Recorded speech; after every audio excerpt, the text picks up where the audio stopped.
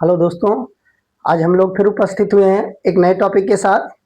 और इस चैप्टर का अब आज अंतिम लेक्चर है और इसके बाद में फिर इस चैप्टर से रिलेटेड न्यूमेरिकल बताए जाएंगे।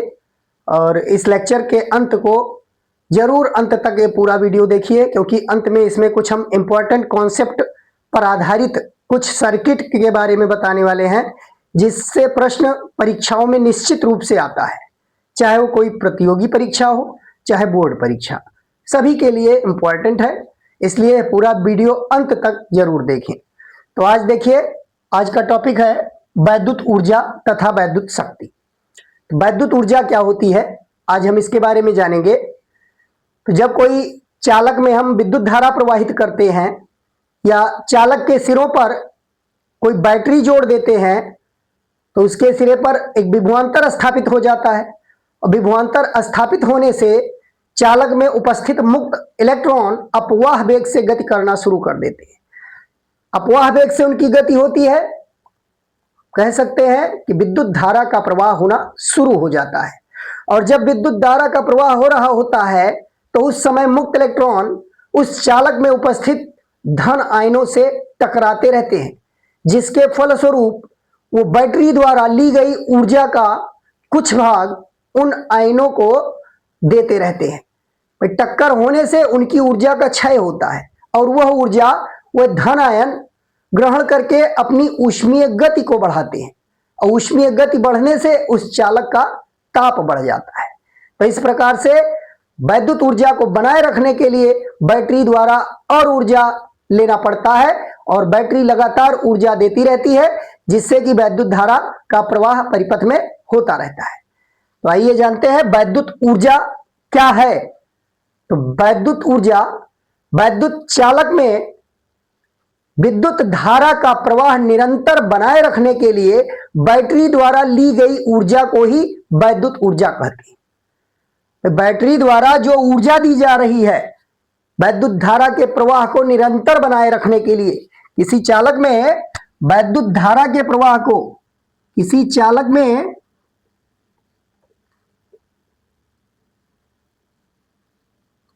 वैद्युत धारा के प्रवाह को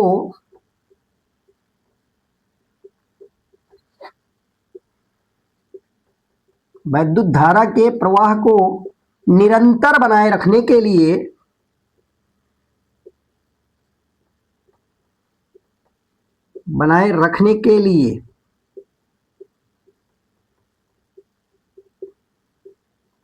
बैटरी द्वारा दी गई ऊर्जा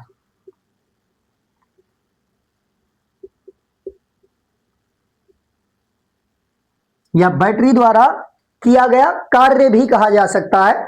बैटरी द्वारा किया गया कार्य या बैटरी द्वारा दी गई ऊर्जा।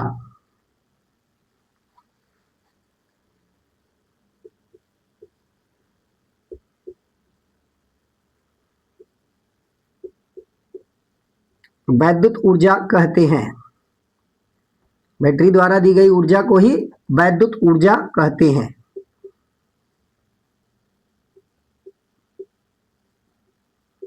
जैसा कि बताया गया कि बैटरी द्वारा जो ऊर्जा दी जा रही है उस ऊर्जा का लगातार क्षय होता रहता है और ऊष्मीय गति धन आयनों की बढ़ती है, जिससे कि चालक का ताप बढ़ता रहता है। मतलब इस ऊर्जा का ऊष्मा के रूप में परिवर्तन होता रहता है। जितने अधिक समय तक चालक में विद्युत धारा हम प्रवाहित करते हैं उतना ही उसका धीरे धीरे ताप बढ़ता जाता है। ये क्षय ऊर्जा ऊष्मा के रूप में परिवर्तित होती रहती है। देखिए वैद्युत ऊर्जा के लिए सूत्र कैसे निकालें। देखिए सूत्र हम निकाल सकते हैं। मान लीजिए कोई चालक है और उस चालक में टी सेकंड तक आई धारा प्रवाहित की जाती है। तो किसी चालक में टी सेकंड तक आई धारा प्रवाहित करने पर उस चालक में टी सेकंड में प्रवाहित होने वाला आवेश क्या होगा। तो टी सेकंड में चालक में प्रवाहित आवेश, टी सेकंड में चालक में प्रवाहित आवेश या चालक के एक सिरे से दूसरे सिरे तक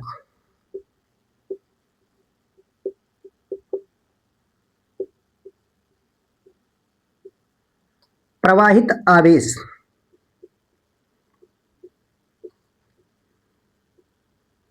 तो अगर धारा I बह रही है तो t सेकंड में कितना आवेश प्रवाहित होगा, तो हम पीछे पढ़ चुके हैं Q equal to I into T. आवेश Q ये I इंटू टी के बराबर होगा। अब अगर चालक के सिरे पर स्थापित विभवांतर V है, चालक के सिरे पर स्थापित विभवांतर V है, यदि चालक के सिरे पर स्थापित विभवांतर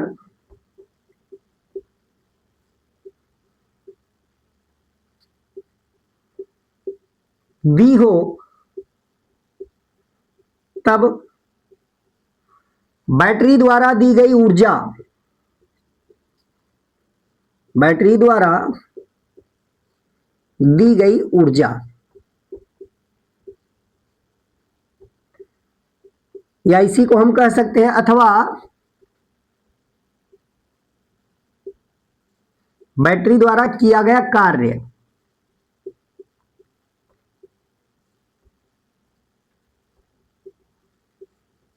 बैटरी द्वारा कृत कार्य। आवेश को अगर चालक में प्रवाहित करना है तो बैटरी कार्य करेगा या ऊर्जा खर्च करेगा, तो उस ऊर्जा को हम लिख सकते हैं W equal to V into Q, V into Q. अगर चालक के सिरे पर स्थापित विभवांतर V है और उसमें t सेकंड तक Q आवेश का प्रवाह हो रहा है, तो हम कृत कार्य या बैटरी द्वारा दी गई ऊर्जा को हम W से लिखेंगे, W equal to V into Q. और Q बराबर IT ऊपर पढ़ चुके हैं, तो यहाँ Q की वैल्यू रख देंगे IT, तो W बराबर हमको मिल जाएगा VIT। तो इसी W को हम बैटरी द्वारा दी गई ऊर्जा यानी वैद्युत ऊर्जा कहते हैं।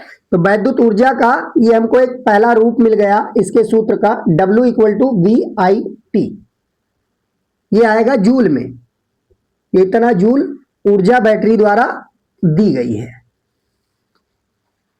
बैटरी द्वारा दी गई ऊर्जा या चालक में क्षय होने वाली ऊर्जा हम कह सकते हैं W इक्वल टू VIT। अब पीछे हम ओम के नियम से पढ़ चुके हैं, V इक्वल टू होता है I into R, I into R. तो V की जगह पर अगर I इंटू आर रख दिया जाए तो इस फार्मूले का एक दूसरा स्वरूप मिल जाएगा, W equal to I square into RT। ये इसी का एक दूसरा स्वरूप है। एक तीसरे रूप में भी इस सूत्र को लिख सकते हैं। तो पहला है V और I के पदों में, दूसरा है R और I के पदों में, और एक तीसरा सूत्र है V और R के पदों में। तो V और R के पदों में लिखना है तो हमें I का विलोपन करना होगा। I का विलोपन करने के लिए इसी फार्मूले से हम देखिए, चूंकि I equal to V upon R होता है, I equal to V upon R। तो अब इसमें अगर I की जगह पर V अपॉन R रख दिया जाए तो W का एक स्वरूप और मिल जाएगा हमको, W इक्वल टू यहाँ V square upon R square into R into T. इसी फार्मूले में हमने I के स्थान पर V अपॉन R रख दिया है। तो यहां से R का एक स्क्वायर ये कैंसिल हो जाएगा, इस R को कैंसिल कर देगा और यहां टोटल बचेगा W equal to V square upon R into T. ये हो जाएगा W equal to V square upon R into T. तो ये तीन रूप हमको मिल गए। इन सूत्रों को ध्यान रखेंगे। वैद्युत ऊर्जा का यह तीन सूत्र है और यह तीनों सूत्र से जो ऊर्जा प्राप्त होगी वो हमको जूल में प्राप्त होगी, बैटरी द्वारा दी गई ऊर्जा जूल में। अगर इसी प्रश्न में क्षय ऊष्मा के बारे में कहा जाए कि कितनी ऊष्मा तार में क्षय होती है, तो क्षय ऊष्मा को निकालना है अगर, या वैद्युत ऊर्जा का ऊष्मा के रूप में कितना परिवर्तन होता है, इस तरीके से अगर प्रश्न पूछ लिया जाए तब देखिए कैसे हम इसको ऊष्मा के रूप में बदल सकते हैं। तो एक गुणक पढ़ चुके हो, एक गुणक है, जूल का नियम बताया गया है कि J equal to 4.18 into Q, ये होता है। मतलब अगर हमको कैलोरी को जूल में बदलना है, एक कैलोरी बराबर होता है 4.18 जूल, या इसी को लगभग 4.2 मान लिया जाता है। इसी फार्मूले से गुणक मिला है कि एक कैलोरी कैलोरी ऊष्मा का मात्रक होता है, ये 4.18 जूल के बराबर होता है, इसके समतुल्य होता है, या इसी को हम लगभग 4.2 जूल मान सकते हैं। तो इसी गुणक से हमको मिला है, अगर हमको कैलोरी में बदलना है जूल को तो 4.2 से हमें भाग करना पड़ेगा। तो दी गई ऊष्मा यहाँ जूल में है, सारी ऊष्माएं जूल में मिल रही हैं, इनको अगर हमें कैलोरी में बदलना है, मतलब 6 ऊष्मा के बारे में पता लगाना है, तो देखिए तार में 6 वैद्युत ऊर्जा, ऊष्मा के स्वरूप में 6 होगा, तार में व्यय होने वाली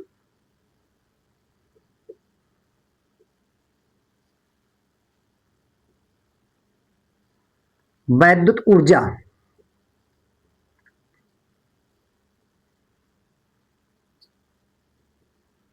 अथवा ऊष्मा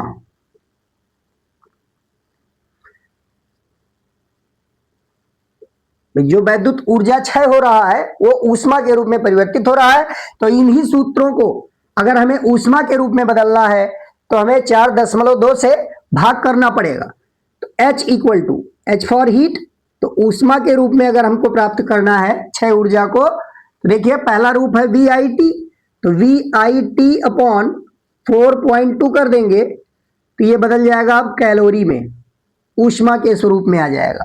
इसी तरीके से दूसरे रूप में H इक्वल टू हम लिख सकते हैं I² RT अपॉन 4.2, तो ये भी कैलोरी के रूप में आएगा। और थर्ड में अगर देखा जाए H equal to V² upon 4.2 into R into T, ये भी कैलोरी के रूप में प्राप्त हो जाएगा। तो यह तीनों रूप ऊष्मा के टर्म में है।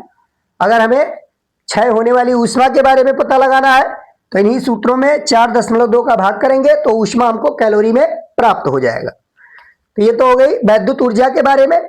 अब आइए जानते हैं वैद्युत शक्ति क्या है। वैद्युत शक्ति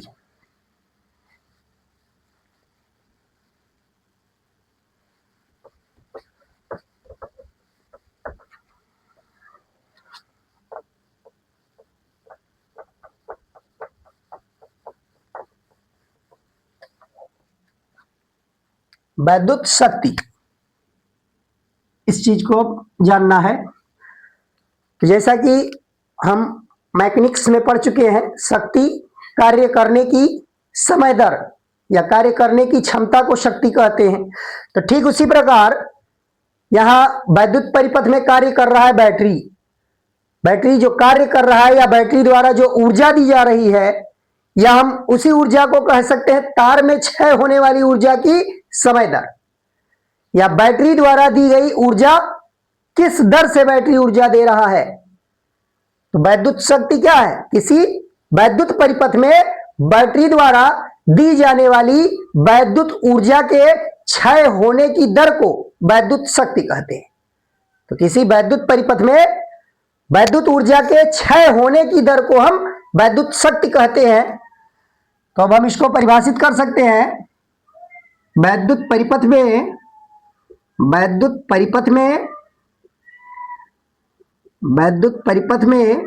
वैद्युत ऊर्जा के क्षय होने की दर, वैद्युत ऊर्जा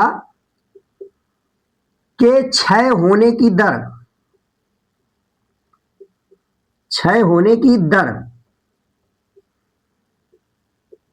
को वैद्युत शक्ति कहते हैं,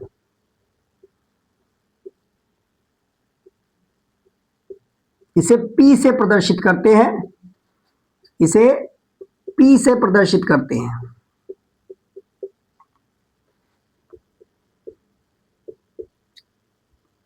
प्रदर्शित करते हैं। तो फार्मूला हम क्या लिखेंगे? वैद्युत ऊर्जा को W से लिखा गया है, तो अब हम यहां फार्मूला अगर लिखना चाहें P का, तो P equal to W upon T कह सकते हैं। P equal to W upon T। अगर सूक्ष्म कार्य या सूक्ष्म ऊर्जा की गणना की जाए डेल्टा T समय अंतराल में, डेल्टा की ऊर्जा दी गई हो, तब उसके लिए हम औसत शक्ति के रूप में भी सूत्र लिख सकते हैं। औसत शक्ति ये delta W upon delta T प्राप्त होगा। ये फार्मूला भी प्रयुक्त किया जा सकता है आवश्यकता पड़ने पर। तो औसत शक्ति या शक्ति W अपॉन टी के बराबर होती है। अब यहां से अगर हम मात्रक निकालना चाहें तो इसका मात्रक देखिए क्या होगा। तो शक्ति का मात्रक, वैद्युत शक्ति का मात्रक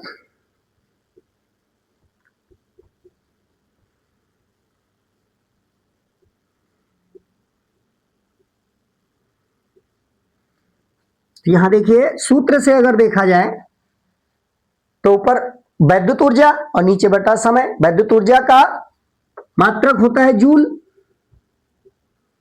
और समय का होता है सेकंड। तो हम जूल प्रति सेकंड कह सकते हैं, या इसी को नाम दे दिया जाता है एसआई पद्धति में। हम जूल प्रति सेकंड को ही वाट कहते हैं। वाट, जूल प्रति सेकंड को ही वाट कहा जाता है। तो ये जूल पर सेकंड अथवा वाट, ये वैद्युत शक्ति का मात्रक होता है।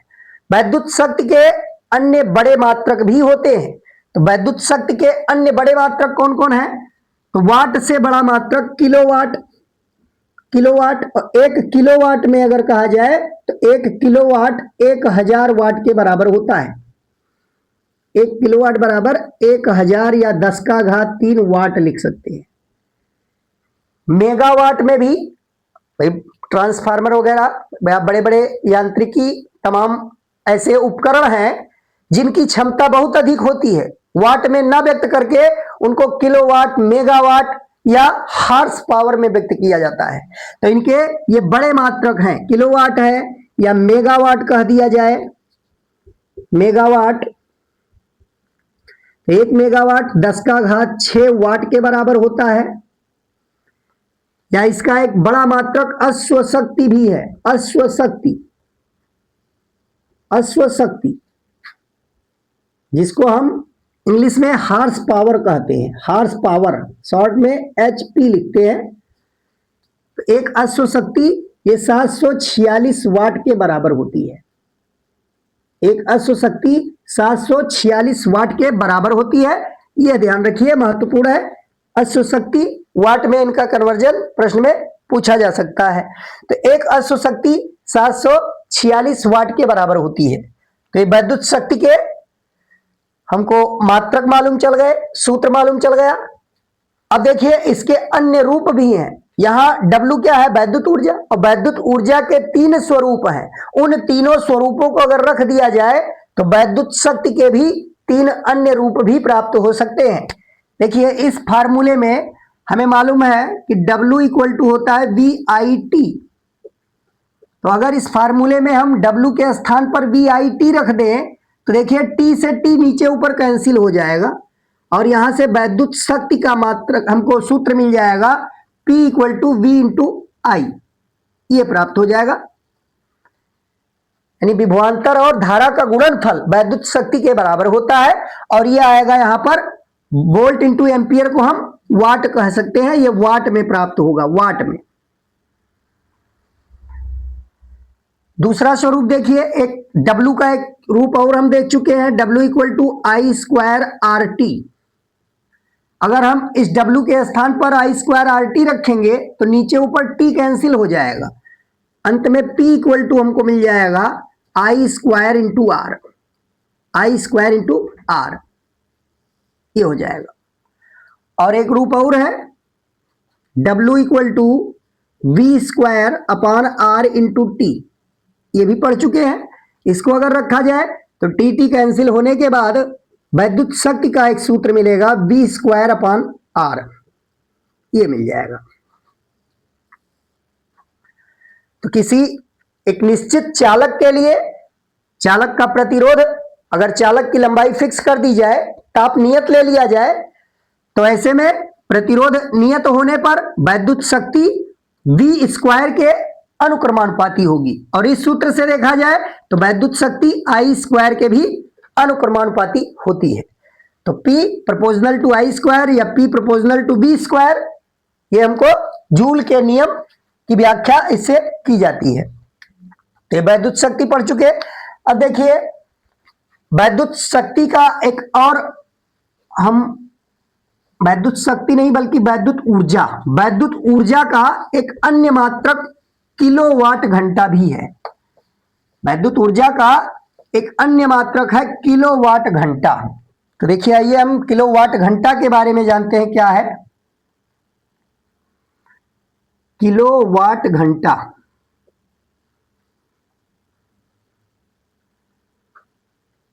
या इसको एक नाम से और जानते हैं यूनिट।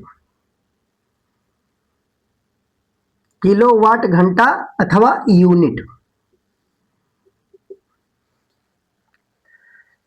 तो व्यापारिक कार्यों में बिजली के मूल्य का निर्धारण करने के लिए, व्यापारिक कार्यों मतलब बड़ी बड़ी फैक्ट्रियों में या घरों में कह सकते हैं मीटर लगाया जाता है, तो उस मीटर में जो रीडिंग आती है वो यूनिट ही मीटर पढ़ता है कि कितने यूनिट विद्युत की खपत हुई। तो व्यापारिक कार्यों में बिजली के मूल्य के निर्धारण के लिए एक यूनिट प्रचलित है, एक मात्रक प्रयुक्त किया जाता है, उसी को हम किलोवाट घंटा कहते हैं। और ये यूनिट साधारण बोलचाल में यूनिट कहा जाता है। इस यूनिट का पूरा नाम है बोर्ड ऑफ ट्रेड यूनिट, यानी BTU। तो इस यूनिट का पूरा नाम है बोर्ड ऑफ ट्रेड यूनिट, इसको संक्षिप्त में BTU ना कहकर सीधे यूनिट कह दिया जाता है। तो यूनिट का फुल फॉर्म अगर कहा जाए तो बोर्ड ऑफ ट्रेड यूनिट, साधारण बोलचाल में हम केवल यूनिट कह देते हैं, इसी को हम किलोवाट घंटा कहते हैं। तो किलोवाट घंटा यह एक वैद्युत ऊर्जा का मात्रक है। जूल बहुत छोटा मात्रक है, हम जूल में वैद्युत ऊर्जा का मूल्य निर्धारण करने में हमको बहुत लंबी प्रक्रिया करनी होगी, तो उसी को आसान करने के लिए एक बड़ा मात्रक भी वैद्युत ऊर्जा का बनाया गया, उसी को हम किलोवाट घंटा कहते हैं। ये वैद्युत ऊर्जा का बड़ा मात्रक बनाया गया है जिससे विद्युत का मूल्य निर्धारित किया जाता है इसी के आधार पर। तो देखिए किलोवाट घंटा अथवा यूनिट क्या होती है, इसकी अगर परिभाषा बतानी हो तो कैसे हम परिभाषित करेंगे। तो एक किलोवाट घंटा अथवा यूनिट वह वैद्युत ऊर्जा होती है, एक किलोवाट घंटा अथवा यूनिट वह वैद्युत ऊर्जा होती है जो किसी वैद्युत परिपथ में एक घंटे में क्षय होती है। किसी वैद्युत परिपथ में एक घंटे में क्षय होने वाली वैद्युत ऊर्जा को हम किलोवाट घंटा कहते हैं, परंतु उस वैद्युत परिपथ की शक्ति 1 किलोवाट होनी चाहिए। भाई अगर वैद्युत परिपथ की शक्ति 1 किलोवाट है तो उस 1 किलोवाट शक्ति वाले वैद्युत परिपथ में एक घंटे में जितनी वैद्युत ऊर्जा का क्षय होता है उसी वैद्युत ऊर्जा को हम 1 किलोवाट घंटा अथवा यूनिट कहते हैं। तो देखिए इसको हम कैसे लिखें, परिभाषा इसकी, 1 किलोवाट शक्ति वाले 1 किलोवाट शक्ति वाले वैद्युत परिपथ में 1 किलोवाट शक्ति वाले वैद्युत परिपथ में एक घंटे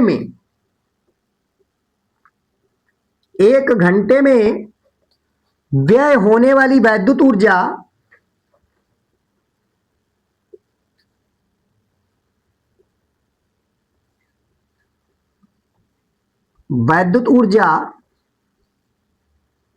को 1 किलोवाट घंटा अथवा यूनिट कहते हैं। 1 किलोवाट घंटा अथवा यूनिट कहते हैं।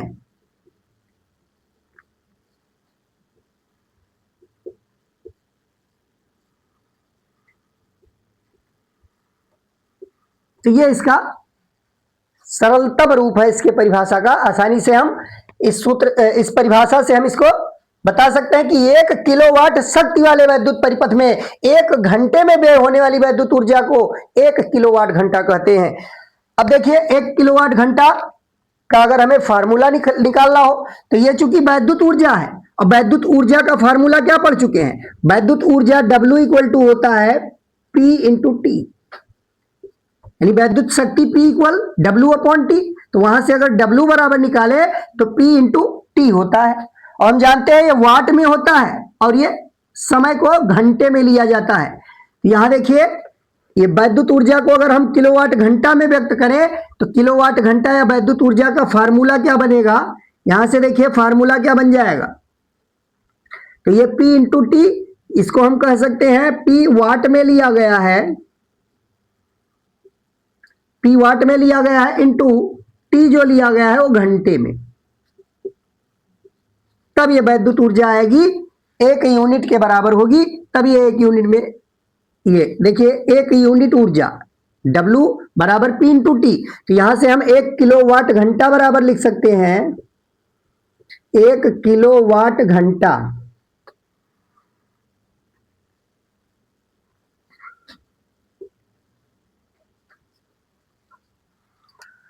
तो इसके लिए फार्मूला देखिए, अभी यूनिटों की संख्या अलग निकालेंगे, यहां पहले सूत्र लिख दिया जाए, सूत्र पहले लिख दे, फिर यूनिटों की संख्या हम अलग से निकाल लेंगे। यहां W का देखिए पहले फार्मूला क्या मिलेगा, तो P इंटू टी, ये वाट घंटे में है, इसको जब किलोवाट घंटा में बदलेंगे तब यूनिट में वैद्युत ऊर्जा आएगा। तो यहां से हम लिख सकते हैं P इंटू टी, और ये वाट को किलोवाट में बदलने के लिए 1000 से भाग किया जाएगा, 1000 से भाग करेंगे। अब यहाँ जो वाट था 1000 से भाग करेंगे तो 1 किलोवाट में बदल जाएगा, और टी के लिए घंटा था मात्रक, तो टोटल यहां मात्रक हो जाएगा किलोवाट घंटा, किलोवाट घंटा, या इसी को हम यूनिट कहते हैं। तो ये सूत्र होगा वैद्युत ऊर्जा को डायरेक्ट किलोवाट घंटा में मापने के लिए। ये सूत्र है कि वैद्युत शक्ति अगर यहां वाट में रख दिया जाए और समय को घंटे में रख दिया जाए और 1000 से भाग कर दे तो 1 किलोवाट घंटा में हमें वैद्युत ऊर्जा प्राप्त हो जाएगी। अब देखिए यहां हम यूनिटों की संख्या अगर निकालना हो तो यूनिटों की संख्या कैसे निकालते हैं, या इसका अगर एक रूप और P बराबर होता है V इंटू आई, तो P की जगह पर B इंटू आई रखेंगे तब भी एक रूप और इसका मिल जाएगा। देखिए W बराबर हमको मिल जाएगा VIT अपॉन 1000, ये आ जाएगा किलोवाट घंटा में, किलोवाट घंटा, या यूनिट इसी को कह सकते हैं। तो एक रूप इसका VIT के पदों में ये हो सकता है और ये P के पदों में है। अब देखिए यूनिटों की संख्या, हमें घरों में प्रयुक्त होने वाले अलग अलग उपकरणों में कितने यूनिट विद्युत खर्च हुए ये मालूम हो जाने पर हम यूनिटों की संख्या निकाल सकते हैं। तो आइए देखते हैं यूनिटों की संख्या।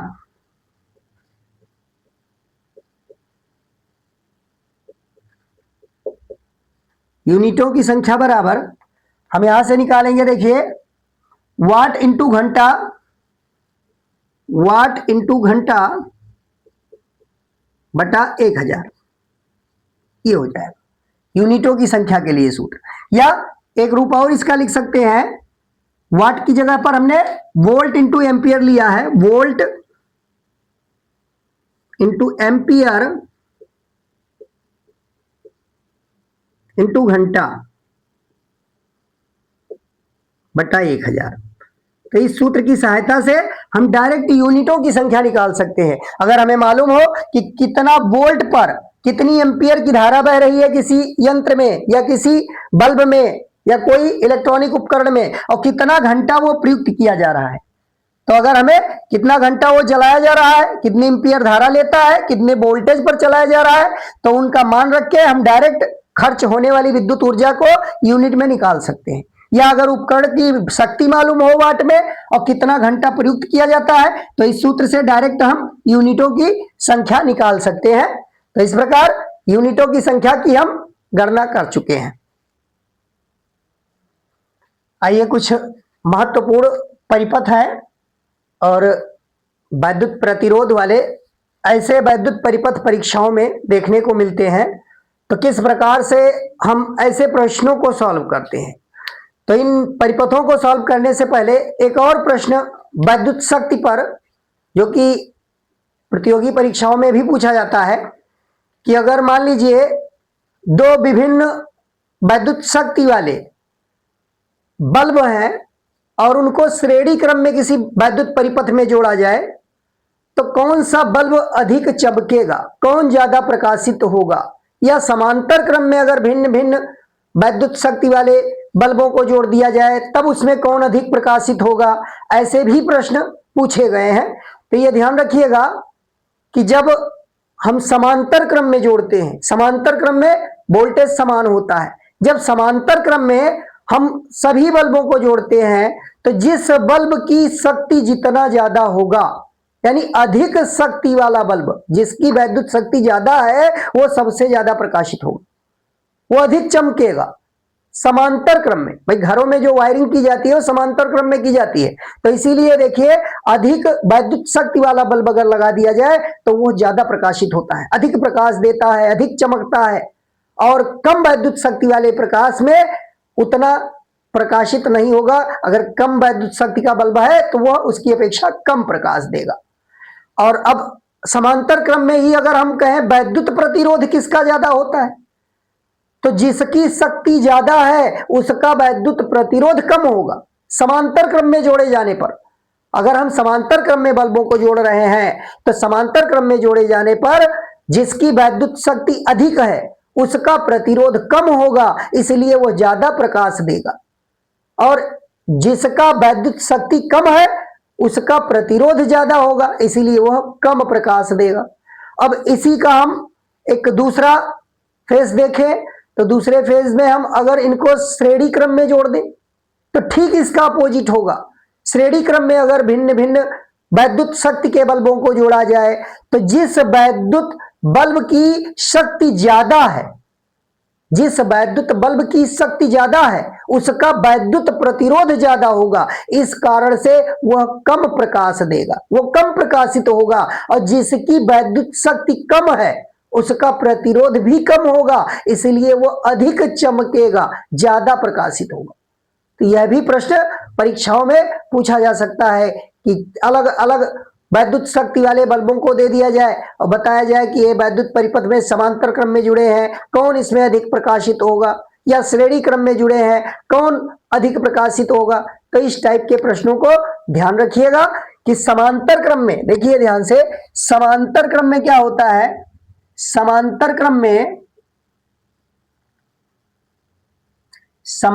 में अगर जुड़े हैं तो जिसकी वैद्युत शक्ति ज्यादा, समांतर क्रम में जिसकी वैद्युत शक्ति ज्यादा उसका वैद्युत प्रतिरोध कम, और वैद्युत प्रतिरोध कम है तो ज्यादा लाइट उत्पन्न करेगा। यही वैद्युत शक्ति ज्यादा तो वैद्युत प्रतिरोध कम, और वैद्युत प्रतिरोध कम है तो प्रकाश कौन ज्यादा देगा, ज्यादा प्रकाश देगा, यह पर प्रकाश ज्यादा देगा, लाइट ज्यादा उत्पन्न करेगा, अधिक चमकेगा, ये समांतर क्रम में। और श्रेणी क्रम में अगर कहा जाए तो श्रेणी क्रम में इसका ठीक अपोजिट लिया जाएगा।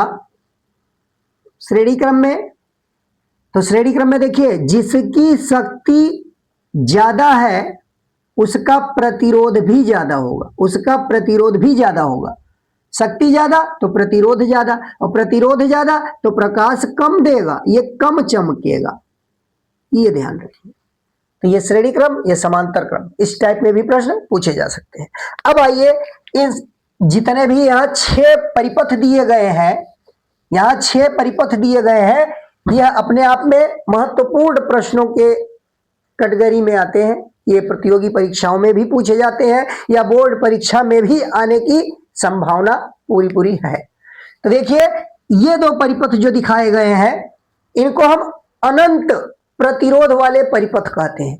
देखिए अनंत तक जा रहा है, इसमें कुछ आकार इस टाइप में, देखिए सी जैसा आकार, उल्टा सी का उल्टा आकार जैसा बन रहा हो, एक सी यहां बन रहा है, फिर ये दूसरा सी, ये तीसरा सी, ये चौथा सी, इसी तरीके से ये अनंत तक बनता जा रहा है। और यहाँ ए और बी इसके 2 सिरे हैं। अब प्रश्न अगर कह दिया जाए कि ए और बी के बीच तुल्य प्रतिरोध ज्ञात कीजिए, कितना होगा, ए और बी के बीच का तुल्य प्रतिरोध कितना होगा। अब आर का मान यहां कुछ भी हो सकता है, लेकिन यह ध्यान रखिएगा कि आर जितने भी इसमें होंगे वह सभी समान वैल्यू होंगे। अब चाहे 1-1 ओम सब जगह कर दिया जाए, या 2-2 ओम कर दिया जाए, या 5-5 ओम कर दिया जाए, यानी जितने भी प्रतिरोध इस श्रृंखला में लगे हैं उन सभी प्रतिरोधों का मान बराबर होगा, तभी हम इसको सॉल्व कर सकते हैं, अन्यथा नहीं। अनंत परिपथ में जितने भी प्रतिरोध जुड़े होंगे उन सभी के मान बिल्कुल बराबर होने चाहिए। अब हमने एक जनरल मान ले लिया है आर। अब आर का कोई भी मान लिया जा सकता है। अगर एक एक एक दिया है तो आर की वैल्यू हम 1 रख देंगे, दो दो दिया है तो आर की जगह पे 2 रख के हम सॉल्व कर सकते हैं। यहां देखिए इसका व्यापक सूत्र जानना बहुत जरूरी है। इसको हम सॉल्व करके भी निकाला जा सकता है, सॉल्व करके भी इसको निकाला जा सकता है। यहां से देखिए इस पहले वाले कड़ी, इसको हम जंजीर की कड़ी मानते हैं, ये जंजीर की कड़ियों की तरह जुड़ी हुई हैं। एक कड़ी को छोड़कर बाकी अनंत जब है, भाई जैसे समुद्र से एक लोटा जल निकाल लेने से समुद्र के स्तर पर कोई प्रभाव उसके जल स्तर पर नहीं पड़ता, कोई प्रभाव नहीं। ठीक उसी प्रकार अगर ये अनंत प्रतिरोध है, अनंत कड़ियों से इस तरीके से अनंत कड़ियां जुड़ी है, तो एक कड़ी अलग करने से उसके मान पर कोई प्रभाव नहीं पड़ेगा। तो यही मानकर यहां से एक कड़ी अलग कर लिया जाता है और शेष कड़ियों का तुल्य प्रतिरोध हम आर मान लेते हैं। भाई शेष कड़ियों का तुल्य प्रतिरोध आर मान लेते हैं। तो कुछ इस तरीके से इस परिपथ को ट्रीट करते हैं। इस तरीके से देखिए,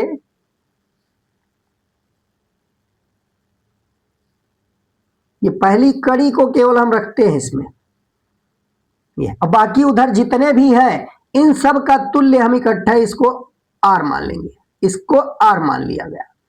अब देखिए आर हम नहीं कह सकते, क्योंकि आर आर आर सब दिया हुआ है, तो अब आर नहीं कह सकते, इसको हम कुछ दूसरा कह दें, आर डैश कह दें, आर डैश। भाई इस एक कड़ी के अलावा जितने भी प्रतिरोध हैं उनका तुल्य प्रतिरोध हमने आर डैश मान लिया। अब यहां ये भी आर है, ये भी आर है और ये भी आर है। तब ये दोनों आर और आर डैश ये समांतर क्रम में होंगे। इनको अगर हम समांतर क्रम में जोड़ के उसके बाद इन तीनों को श्रेणी में जोड़ दें तो ए और बी के बीच का तुल्य प्रतिरोध निकाला जा सकता है। देखिए ए और बी के बीच का तुल्य प्रतिरोध निकालने के लिए R1 का मान तो R हो जाएगा, R2 का मान इन दोनों का तुल्य और R3 का मान फिर R, यानी ए और बी के बीच का अगर हम तुल्य प्रतिरोध निकालें R इक्विवेलेंट तो कितना होगा। तो पहले देखिए सीरीज में ये और ये दोनों और ये तीनों श्रेणी क्रम में है, लेकिन यहां ये दोनों समांतर में है। तो हम सबसे पहले R को लिख रहे हैं प्लस, अब इन दोनों का समांतर संयोजन करेंगे तो तुल्य प्रतिरोध देखिए क्या आएगा, R into R dash upon R into R dash upon यहां हो जाएगा R प्लस आर डैश, ये और फिर लास्ट में आप प्लस आर कर देंगे, ये फिर प्लस आर के बराबर हो जाएगा। अब इसी आर इक्विवेलेंट को ही यहां माना गया। एक कड़ी अलग कर लेने से जैसा क्या बताया गया कि भाई इस जंजीर इस चैन से एक कड़ी अलग कर लेंगे तो इस पूरे का अगर तुल्य प्रतिरोध आर इक्विवेलेंट है तो एक कड़ी अलग करने पर जो भी प्रतिरोध आएगा वो भी आर इक्विवेलेंट के ही तुल्य होगा। यहां जो भी आएगा वो आर इक्विवेलेंट के ही तुल्य होगा। आर इक्विवेलेंट और आर डैश इन दोनों को यहां बराबर ले लिया जाता है। भाई जो यहां इसका तुल्य इतने का माना गया वो आर इक्विवेलेंट ए और बी के बीच का तुल्य प्रतिरोध जो होगा उसके ठीक बराबर उसको ले लिया जाता है। अब इसी को बराबर करके यहां रख दीजिए और फिर सॉल्व कर लीजिए, आर इक्विवेलेंट अपने आप मालूम चल जाएगा। अब यहां देखिए आर प्लस आर मिलके हम इसको 2r कर सकते हैं। तो यहां इधर आर इक्विवेलेंट है और ये आर प्लस आर मिलके 2r हो जाएगा, प्लस यहां ऊपर r इंटू आर इक्विवेलेंट, अब इसको हम लिख सकते हैं r इक्विवेलेंट और नीचे आ जाएगा r प्लस आर इक्विवेलेंट। अब यहां से सॉल्व करिए, इन सबको इधर ले आइए, पक्षांतर कर लीजिए। हमें r इक्विवेलेंट को अलग करना है तो उनको एक साथ कर लीजिए, क्या आएगा, और इस r को अलग कर ले, पक्षांतर कर लीजिए चाहे, ये हो जाएगा r equivalent minus R into R equivalent upon R plus R equivalent और इधर आ जाएगा बराबर 2r। सॉल्व करिए, एलसीएम ले लीजिए 1, एलसीएम जब 1 लेंगे तो R प्लस आर इक्विवेलेंट यहाँ एलसीएम पूरे का हो जाएगा अपॉन 1 करके, फिर इन दोनों को मल्टीप्लाई करा दीजिए। तो यहां से मल्टीप्लाई कराएंगे तो यह आ जाएगा R into R equivalent plus R equivalent का स्क्वायर, आर इक्विवेलेंट का स्क्वायर, फिर यहां माइनस चिन्ह है तो यहां माइनस लगा देंगे और ये हो जाएगा R into R equivalent equal to 2r equal to 2r, ये मिल जाएगा। अब यहाँ देखिए ये दोनों कैंसिल हो जाएगा, यहाँ आर इक्वेलेंट स्क्वायर और नीचे आर प्लस आर इक्वेलेंट, इसको इधर मल्टीप्लाई करा देंगे तो यहाँ से हमको मिल जाएगा आर इक्वेलेंट स्क्वायर और मल्टीप्लाई कराइए तो इक्वल टू ये 2r स्क्वायर मिल जाएगा, 2r स्क्वायर, और फिर इसका मल्टीप्लीकेशन इसमें कराएंगे तो plus 2r into are equivalent, तो ये हो जाएगा। पक्षांतर कर लीजिए, इसको इधर ले आइए, यहां से are equivalent square minus 2r into are equivalent, और इसको इधर लाएंगे तो माइनस 2r स्क्वायर बराबर 0, ये मिल जाएगा। अब यहां देखिए कहीं ना कहीं आर इक्वेलेंट के पदों में यहां एक द्विघात समीकरण बन रहा है।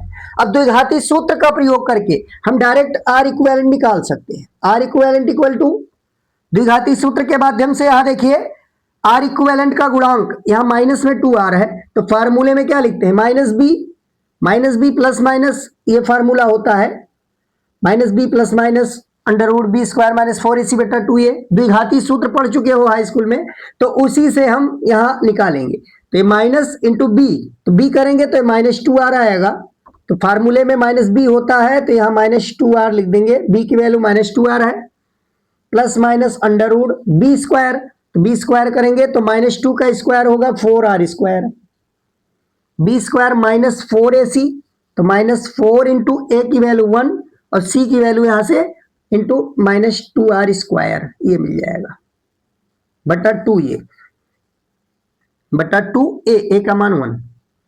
अब इसको सॉल्व करिए, तो यहां से सॉल्व करने पर हमको क्या मिलेगा, माइनस माइनस से प्लस 2r हो जाएगा, प्लस माइनस यहां सॉल्व करेंगे तो ये माइनस माइनस प्लस होगा और ये 4 दूनी 8r स्क्वायर यहाँ मिल जाएगा, 8 4 12 मिलेगा, अंडर रूट के अंदर 4r स्क्वायर यहाँ है और 4 दूनी 8 यहाँ है, तो 8 4 12r स्क्वायर यहाँ से मिल जाएगा और बटा नीचे हो जाएगा 2।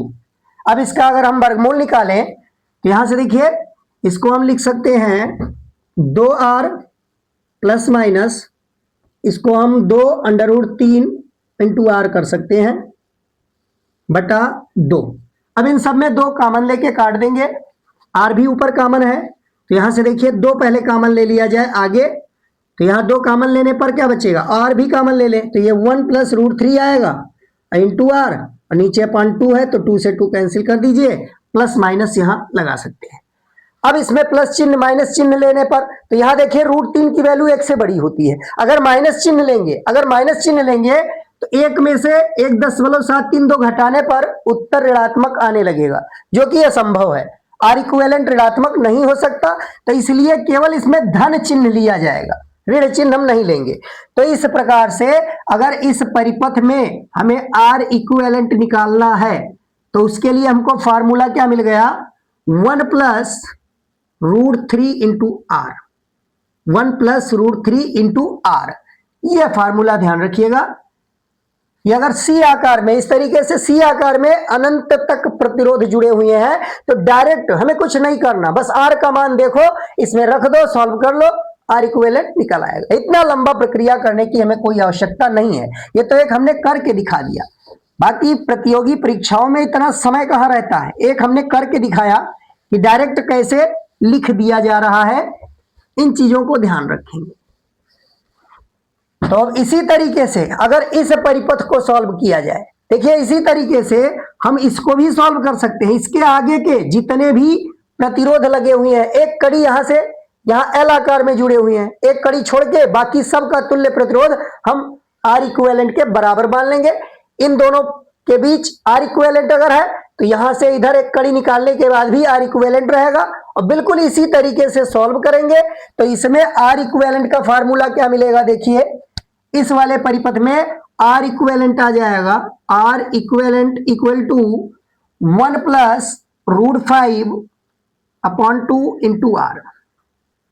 इस फार्मूले की सहायता से इस एल आकार वाले अनंत श्रेणी वाले हम परिपथ में तुल्य प्रतिरोध ज्ञात कर सकते हैं। इन दोनों सिरों के बीच, ए और बी सिरों के बीच तुल्य प्रतिरोध की गणना हम कर सकते हैं इस फार्मूले का उपयोग करके। अब आ जाइए यहां तीसरा वाला जो दिख रहा है, ये क्या है भाई, इसमें देखिए अपोजिट साइड के प्रतिरोध जो है वो गुणक के रूप में है, ये आर है तो ये यन आर है, एन आर मतलब इसका n गुना ये है और इसका ठीक उल्टा इधर है, इसका n गुना ये है। तो इसको हम स्टार डेल्टा मेथड कहते हैं। स्टार डेल्टा मेथड से इसको सॉल्व करते हैं। प्रतियोगी परीक्षाओं में इस पर आधारित प्रश्न निश्चित ही बनते हैं। तो इसको कहा जाता है स्टार डेल्टा मेथड का प्रयोग करके हम इसको सॉल्व करेंगे। स्टार डेल्टा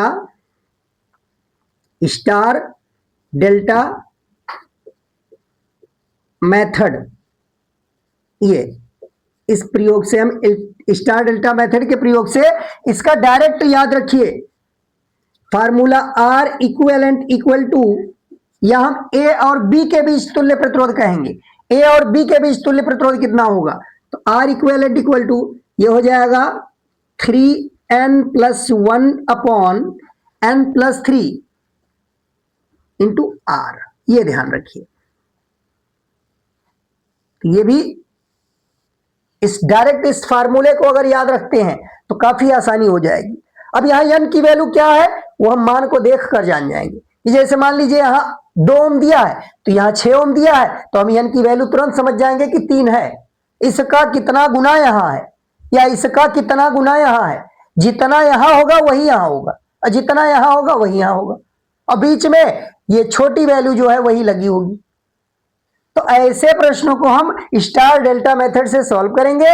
n की वैल्यू हम इन्हीं मानों को देखकर निकाल लेंगे कि कितना गुना, एक का कितना गुना दूसरे अपोजिट साइड में लगा है, तो वो n की वैल्यू होगी, रख देंगे, और इसका मान जो r होगा उसको रख देंगे। हम a और b के बीच का तुल्य प्रतिरोध इस फार्मूले से निकाल लेंगे। अब आ जाइए 4 नंबर पे। 4 नंबर देखिए क्या है, तो इस 4 नंबर में हम देख रहे हैं कहीं ना कहीं ये R1, R2, R3, R4 4 प्रतिरोधों की एक व्यवस्था है, और बीच में देखिए धारामापी की सुई अविक्षेप की स्थिति में है, शून्य विक्षेप की स्थिति में। तो यह हम व्हीटस्टोन सेतु टॉपिक में इसको पढ़ेंगे। व्हीटस्टोन सेतु व्यवस्था दी गई है, और अगर यह शून्य विक्षेप की स्थिति में है तो इसको संतुलित व्हीटस्टोन सेतु कहते हैं। तो संतुलित व्हीटस्टोन सेतु की अवस्था में अगर 3 प्रतिरोध मालूम है, चौथा नहीं मालूम है, तो हम चौथा ज्ञात कर सकते हैं ज्ञात भुजा का। इसके लिए आवश्यक प्रतिबंध क्या होता है, तो आवश्यक प्रतिबंध देखिए R1 R3 कहिए और R2 और R4 का अनुपात बराबर होगा, या ऐसे अनुपात देख लिया जाए कि R1 अपॉन R2 ये बराबर है R3 अपॉन R4।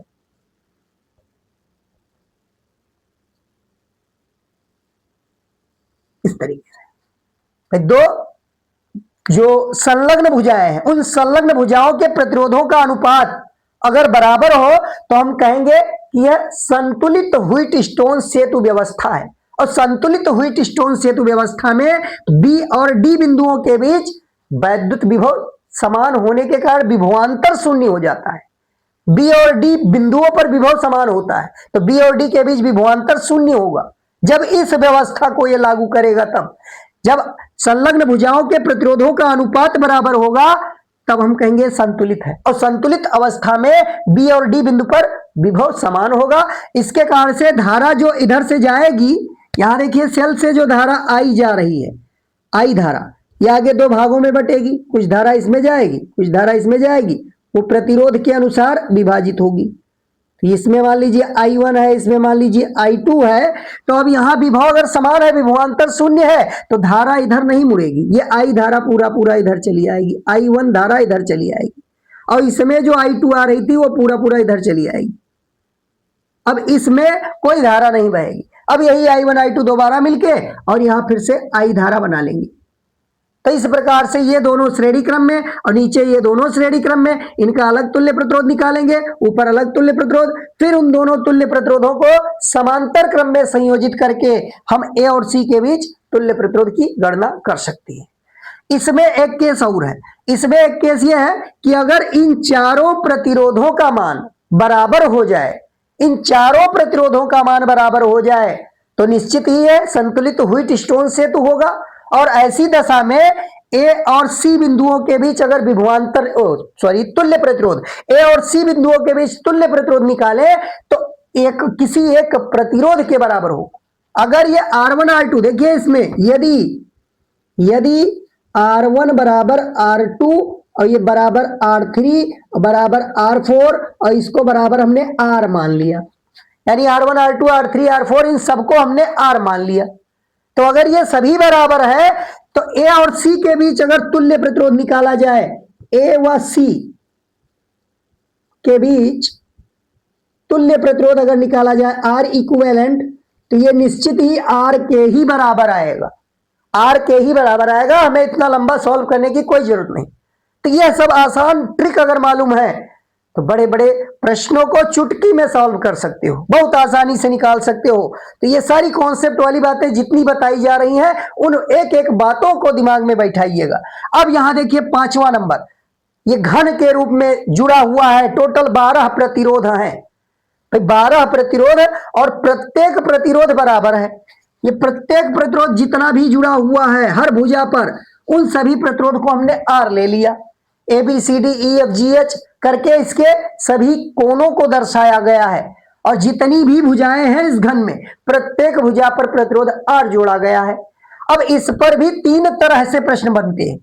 इस पर प्रश्न 3 प्रकार से बन सकते हैं। देखिए पहला प्रश्न तो यह बन सकता है, इस पर पहला प्रश्न तो यह बन सकता है कि A और B सिरों के बीच तुल्य प्रतिरोध कितना होगा।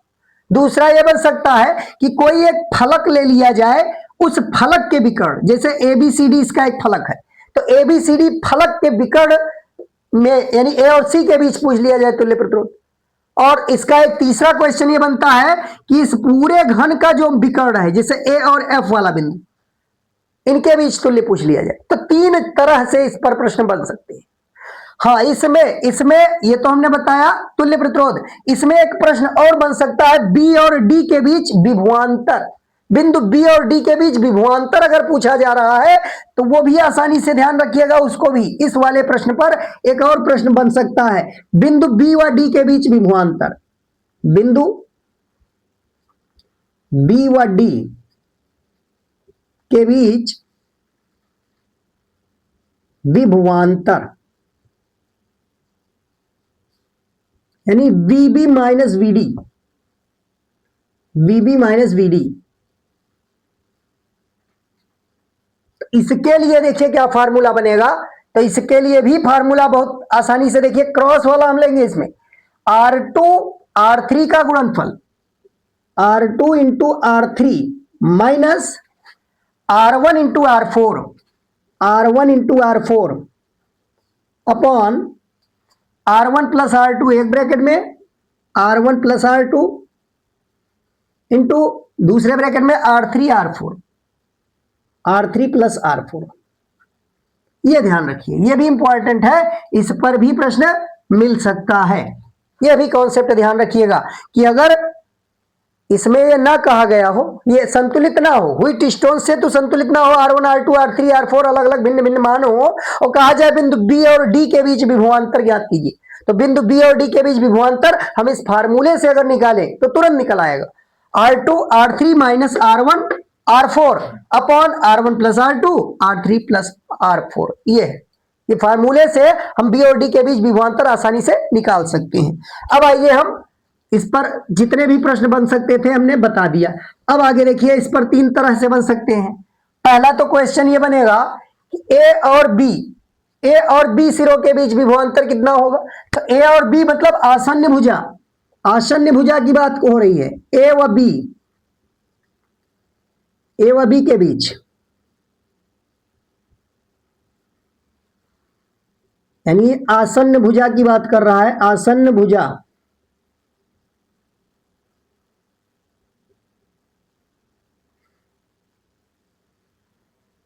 तुल्य प्रतिरोध निकालना है तो आसन्न भुजाओं के बीच, अब कोई भी आसन्न भुजा लिया जा सकता है, जैसे A और B कह दिया गया, या B और G के बीच तुल्य प्रतिरोध पूछ लिया जाए, या B और A और H के बीच पूछ लिया जाए। तो किन्हीं 2 आसन्न भुजाओं के बीच का अगर तुल्य प्रतिरोध निकालना है तो इसके लिए सीधा फार्मूला देखिए, R equivalent equal to 7/12 into R। ये ध्यान रखिए, आसन्न भुजाओं के रूप में अगर दिया है, A और B के बीच तुल्य निकालना है तो डायरेक्ट 7/12 R लगा देंगे, R का जो भी मान होगा रख के 7/12 गुना करके हम तुल्य प्रतिरोध निकाल सकते हैं। अब दूसरा केस देखिए, A और C के बीच कह दिया जाए, किसी एक फलक का विकर्ण ले लिया जाए, ए व सी के बीच, यानी किसी भी एक फलक का विकर्ण,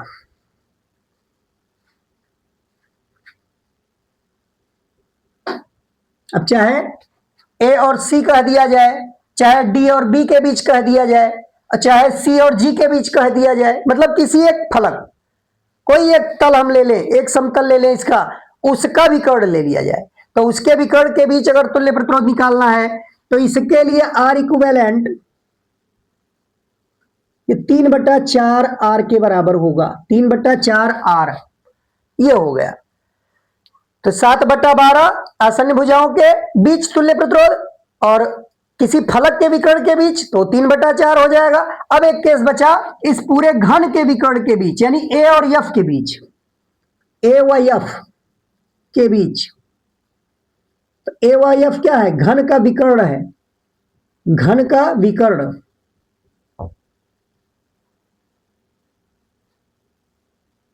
तो घन का विकर्ण अगर कह दिया जाए तो इसके लिए R equivalent equal to 5/6 R हो जाएगा, 5/6 इंटू आर, ये हो जाएगा। तो इतने तीन अगर ये प्रश्न याद है, तीनों सूत्र, तो इस पर आधारित कोई भी प्रश्न गलत नहीं हो सकता। ये 7/12 कब, आसन्न भुजाओं के बीच तुल्य प्रतिरोध किसी फलक के विकर्ण में पूछ लिया जाए तो 3/4 इंटू आर, और अगर घन का विकर्ण यानी ए एफ कह दिया जाए या ई और बी की बात कर दी जाए कि बी और ई के बीच तुल्य प्रतिरोध ज्ञात कीजिए, तब वहां 5/6 आर रख सकते हैं।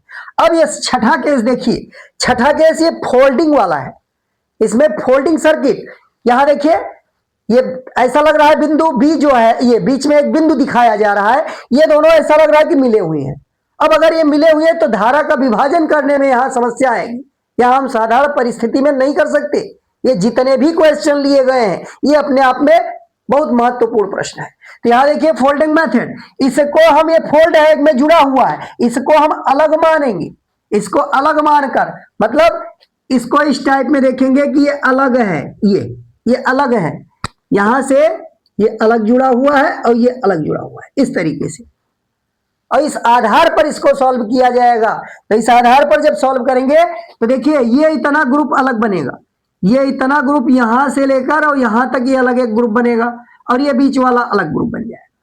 तो इसके लिए क्या करेंगे, सबसे पहले इन दोनों को श्रेणी क्रम में लेंगे, और ये श्रेणी क्रम में तुल्य प्रतिरोध निकालने के बाद इनका तुल्य प्रतिरोध इसके समांतर क्रम में लेकर इसका तुल्य इन तीनों का निकालेंगे, और इन तीनों के बाद में ये और इन तीनों का तुल्य, और ये श्रेणी क्रम में होगा, ये और ये श्रेणी में होगा, फिर इनका तुल्य निकालेंगे, फिर जो आएगा उसका तुल्य और इन दोनों का तुल्य, और ये तीनों फिर समांतर क्रम में लेकर इन सब का तुल्य यानी ए और बी के बीच तुल्य प्रतिरोध की गणना कर सकते हैं। अब इतना कुछ करने के बाद लास्ट में हमको आर इक्विवेलेंट यहां क्या मिलेगा, इसमें आर इक्विवेलेंट इक्वल टू मिल जाएगा, R equivalent equal 8/15 R, 8/15 R, ये कर सकते हैं। तो ये 6 प्रश्न जो है इसको अच्छे से तैयार कर लीजिए, अपने आप में महत्वपूर्ण प्रश्न है। तो आज के लिए इतना ही, धन्यवाद।